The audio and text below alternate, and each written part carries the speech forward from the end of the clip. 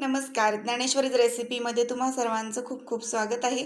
5 मिनिटात तयार होणारी एकदम नवीन अशी कधीच न खाल्लेली ही रेसिपी आज आपण बनवणार आहोत. एकदम नवीन आहे, बनवायला सोपी आहे.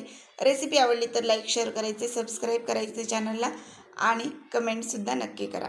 1 वाटी गव्हाचं पीठ चाळून घेतलेलं आहे.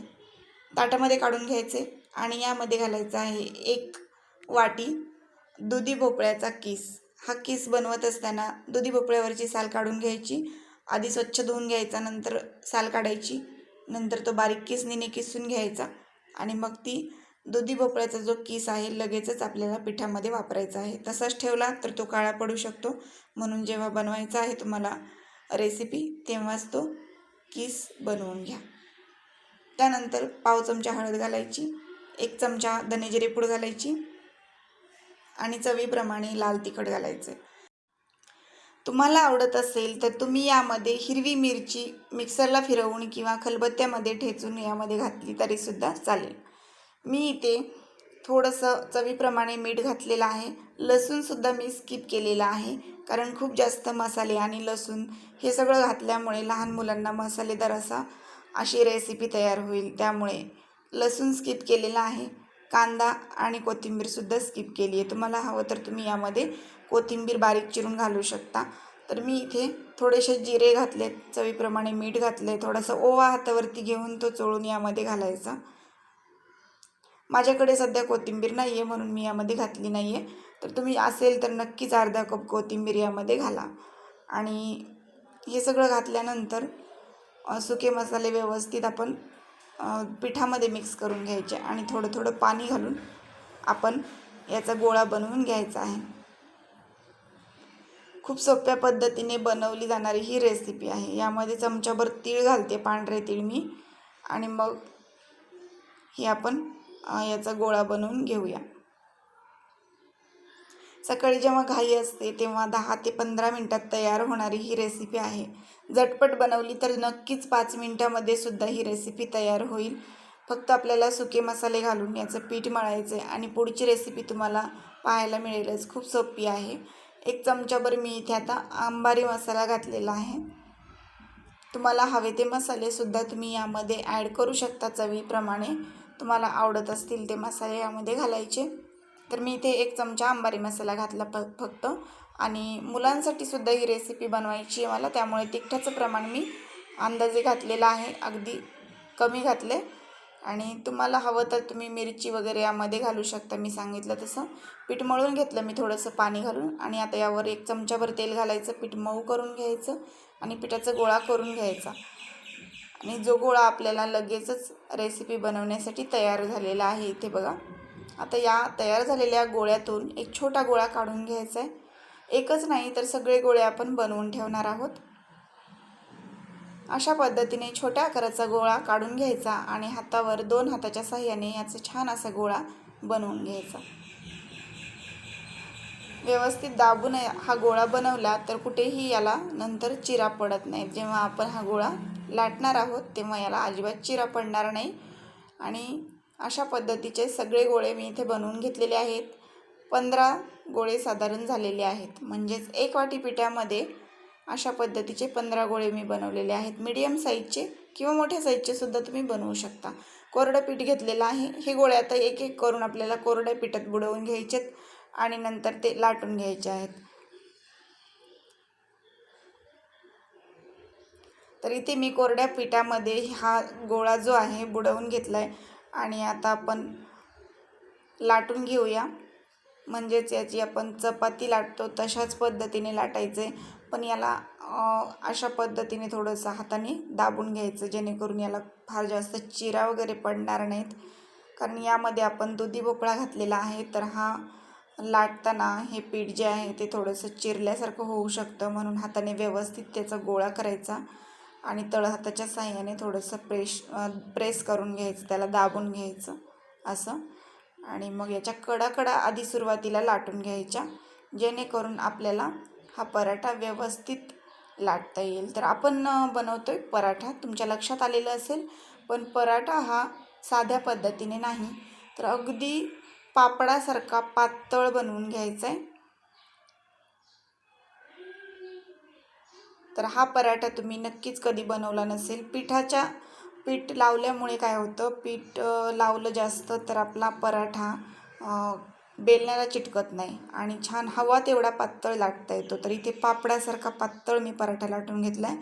आणखी एक महत्त्वाची टीप, भोपळा किसत असताना जाड किसणीने किसायचा नाही, तर तो बारीक किसणीने किसायचा, म्हणजे पराठा लाटताना हवा तेवढा पातळ लाटता येतो. तर सेम पद्धतीने सगळे पराठे लाटून घेते. कडा लाटायच्या, कडा जाडसर राहिल्या तर पराठा चिरण्याची शक्यता असते. तर इथे कडा सुरुवातीला पराठा लाटत असताना अशा पद्धतीने कडावरती थोडंसं प्रेशर देऊन लाटलं की मग छान अशा कडा पातळ होतात आणि पराठा मोठा होतो. कागदासारखा पातळ लाटून घ्यायचा पराठा. इथे बघा, मस्त कागदासारखा पातळ आणि पारदर्शक पराठा झालेला आहे. एकदम पातळ असे पराठे सगळे लाटून घेते मी. आणि लाटत असताना तेल लावायचं नाही आहे, तर पीठ लावायचं आहे आपल्याला, म्हणजे पराठे जे आहेत ते एकमेकांना चिटकत नाहीत आणि त्याचबरोबर लाटताना बेलण्याला किंवा आपल्या पोळपाटालासुद्धा पराठा चिटकत नाही. तर इथे पीठ लावून छान एकदम पापडासारखा पातळ असा लाटलेला हा जो पराठा आहे एकदम ट्रान्सपरंट झालेला आहे, तुम्ही बघू शकता. तर छान झालेला आहे, मस्त. तर अशाच पद्धतीने सगळे पराठे मी लाटून घेते. एकावर एक ठेवले तरी ते चिटकत नाहीत, कारण याला पीठ लावलेलं आहे, आपण पिठाचा वापर केलेला आहे, तर अजिबात चिटकत नाहीत. अशा पद्धतीने लाटून घ्या सगळे पराठे आणि नंतर सोप्या पद्धतीने एकदाच ते भाजून घ्यायचे. कसे भाजायचे ते आपण बघूया. तेलाचा वापर करणार आहे मी भाजताना. हवा तर तुम्ही बटर किंवा तुपाचा वापरसुद्धा करू शकता. तर इथे मी तवा गरम करून घेतला कडकडीत आणि त्यावरती मीडियम टू हाय फ्लेमवर गॅस ठेवायचा आणि हे सगळे पराठे भाजून घ्यायचे, म्हणजे मऊ लुसलुशीत पराठे तयार होतात. गॅसची फ्लेम जी आहे ती मीडियम अजिबात ठेवायची नाही, तर मीडियम टू हाय ठेवायची, म्हणजे पराठे मऊ होतात. आणि तेल लावलं सुरुवातीला मी तव्याला, नॉनस्टिकचा तवा आहे, साध्या तव्यावर सुद्धा हे पराठे भाजता येतात, छान होतात मस्त असे. जसे आपण चपात्या भाजतो त्याच पद्धतीने हे पराठे खमंग असे सोनेरी रंगावर होईपर्यंत छान उलटण्याने दाबून दाबून भाजून घ्यायचे. दोन्ही बाजूला थोडं थोडं तेल लावले आणि सोनेरी रंगावरती भाजून घेतलेला पराठा तयार आहे. बाकीचे पराठेसुद्धा याच पद्धतीने भाजून घेऊया.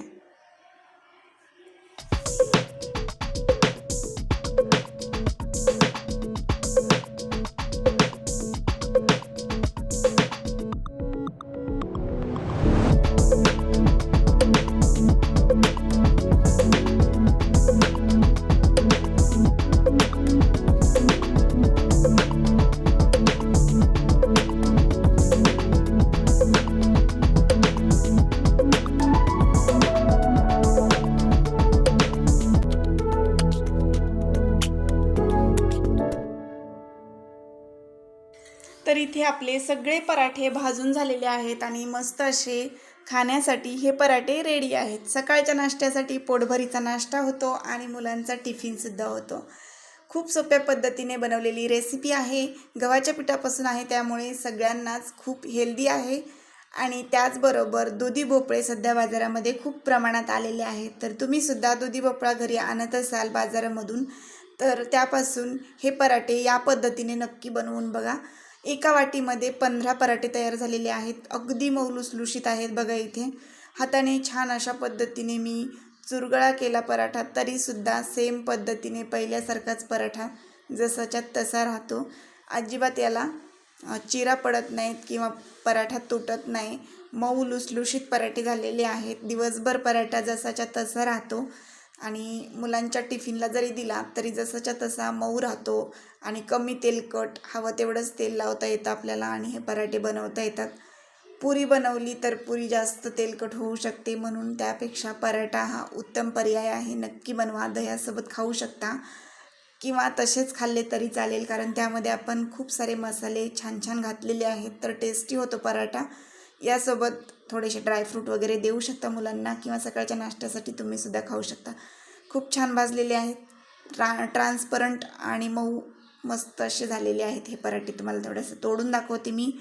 मस्त झालेला आहे बघा, इथे एकदम मऊ असा झालेला आहे पराठा. तुम्हाला रेसिपी आवडली असेल तर जास्तीत जास्त रेसिपी शेअर करा. व्हॉट्सअपला करा, फेसबुकला करा, तुमच्या फ्रेंड्ससोबत करा, फॅमिलीसोबत करा. त्याचबरोबर कमेंटमध्ये मला नक्की सांगा ही रेसिपी कशी झाली ते. आणि आवडली असेल रेसिपी तर लाईक नक्की करा, कारण तुम्ही रेसिपी पाहता आणि लाईक करायला विसरून जाता. नक्की लाईक करा.